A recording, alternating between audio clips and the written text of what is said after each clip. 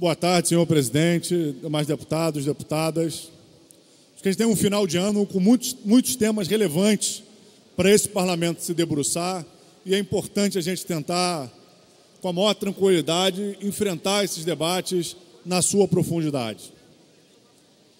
A gente está discutindo aqui a emenda do deputado Pedro Brazão e outros deputados que incorpora na Constituição do Estado do Rio de Janeiro as emendas parlamentares impositivas. O que é isso? Seria um mecanismo em que uma parcela do orçamento seria de arbítrio dos deputados fazerem destinações dentro de uma regulamentação específica para fortalecer determinadas políticas públicas, sendo o Poder Executivo obrigado a executá-las. A gente tem trazido aqui para esse parlamento, desde que eu assumi meu primeiro mandato, a bancada do PSOL, pelo menos em 3 situações, na votação da lei orçamentária anual, apresentou uma emenda e destacou essa emenda, defendendo que o Poder Executivo só tivesse 10% de margem de discricionariedade para mexer no orçamento. Por que a gente defende isso? Porque é prerrogativa constitucional do parlamento votar o orçamento. Se a gente não define uma margem para o governo mexer que não seja muito larga,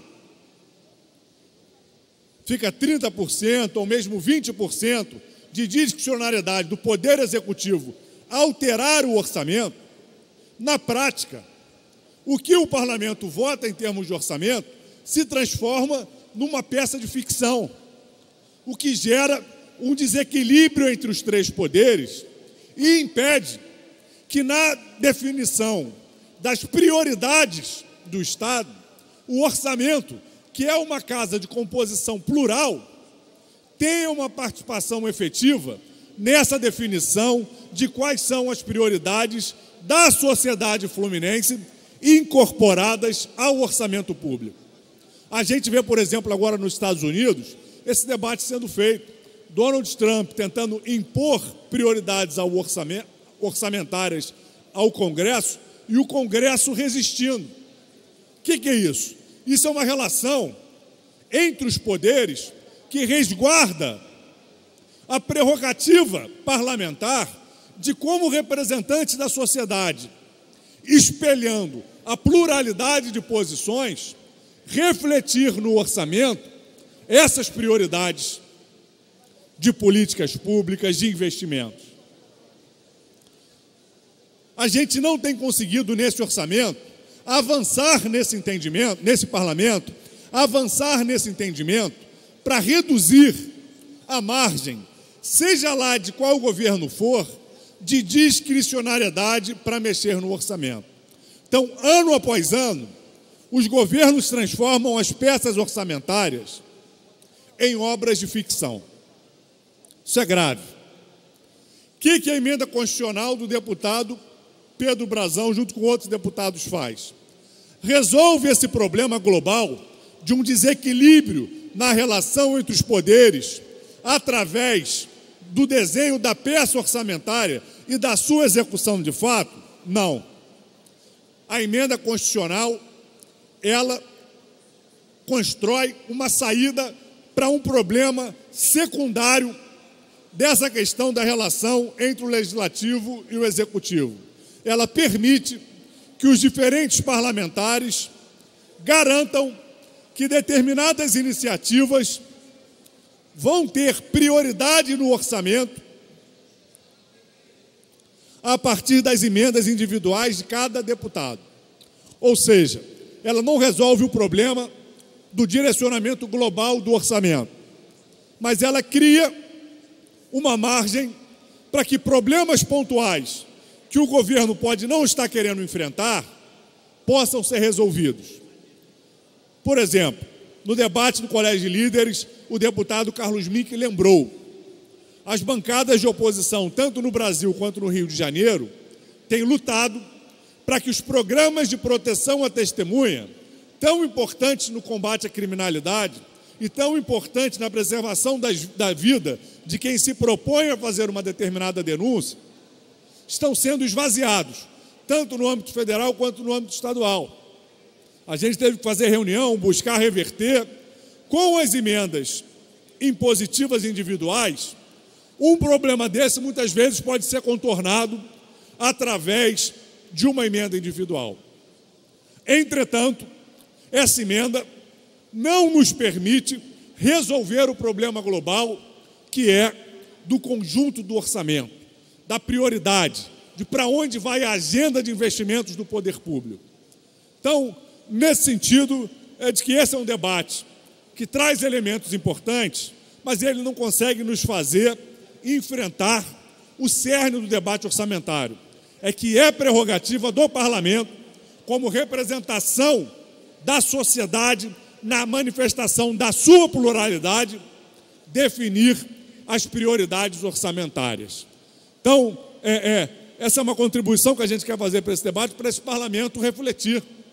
Vamos enfrentar, de fato, o problema central da questão orçamentária, que é a redução da margem de discricionariedade que o Poder Executivo tem que ter na execução desse orçamento. Deputado Carlos Mink. Deputado Flávio Serafini, concordo com a lógica de Vossa Excelência. Nos exemplos concretos que deu, Programa de Proteção à Testemunha, nós conseguimos, inclusive, o apoio do presidente e conseguimos botar um milhãozinho aqui da casa para o programa. Mas Vossa Excelência tem razão. Mesma coisa a emenda que fizemos para a proteção à testemunha. Mas Vossa Excelência tem razão. Há uma questão global e o que o deputado Luiz Paulo falou é bem correto. E Vossa Excelência vai na mesma linha com mais exemplos. É completamente diferente assegurar emendas num valor restrito e você assegurar que o parlamento tenha influência na lógica central do orçamento. São coisas diferentes. Uma coisa é orçamento impositivo, outra coisa é emenda impositiva. Então, eu quero dizer que eu sou até favorável à emenda impositiva se ela for para educação, saúde, etc. Acho que os parlamentares têm esse jeito. Mas isso é, tipo assim, um prêmio de consolação. Então, Vossa Excelência tem razão. E a ideia de poder remanejar um percentual por programa de trabalho, mantendo os programas com prioridades, é uma meta que nós temos que conquistar. Concordo com a exposição de Vossa Excelência. Obrigado, deputado Carlos Mink. E essa saída individual, muitas vezes, abre caminho para práticas fisiológicas, para encaminhamentos de coisas que a gente vai ter que fiscalizar.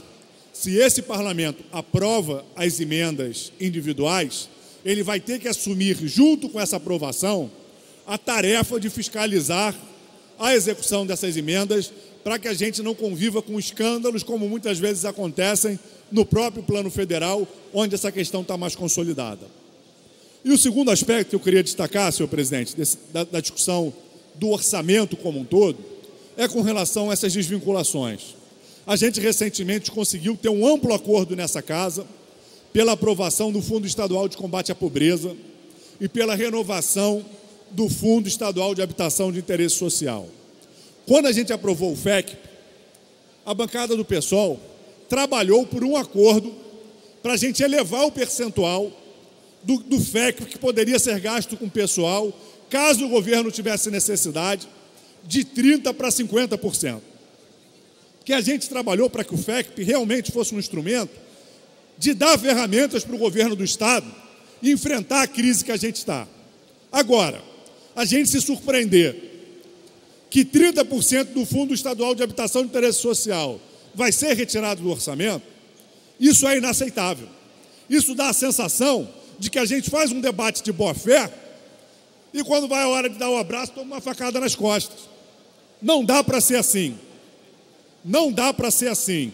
Então eu peço, senhor presidente, a Vossa Excelência já se manifestou sobre isso, que mova esforços para que o clima de diálogo se mantenha. Porque não se pode fechar uma coisa e ser pegadinha do malandro. Não pode ter pegadinha.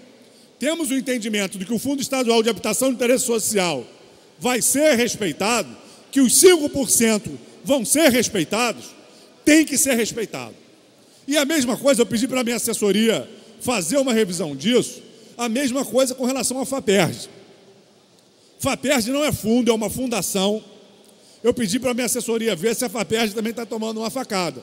Porque se tiver, aí realmente, essa nova emenda mesmo, essa dos fundos, que a gente desobstruiu a pauta, dentro do entendimento que avançou na retirada de pauta esse ano dos colégios cívico-militares e da redução dos fundos da polícia e do bombeiro, aí realmente complica. Acho que é importante ter transparência. Quando a PEC assume o princípio da excepcionalidade, ela não pode ter extensões subentendidas. As extensões têm que estar claras para todo o parlamento, porque senão o esforço de diálogo e entendimento que todo mundo tem feito acaba indo por água abaixo e criando um clima de desconfiança e de beligerância que não é bom para ninguém. Então, senhor presidente, eu concluo fazendo esse chamado à responsabilidade para que o Fundo Estadual de Habitação de Interesse Social e os recursos da FAPERJ sejam preservados, como a gente entende que é o espírito da emenda constitucional, que nós somos contrários, mas que ela está sendo votada fruto de um entendimento geral do parlamento.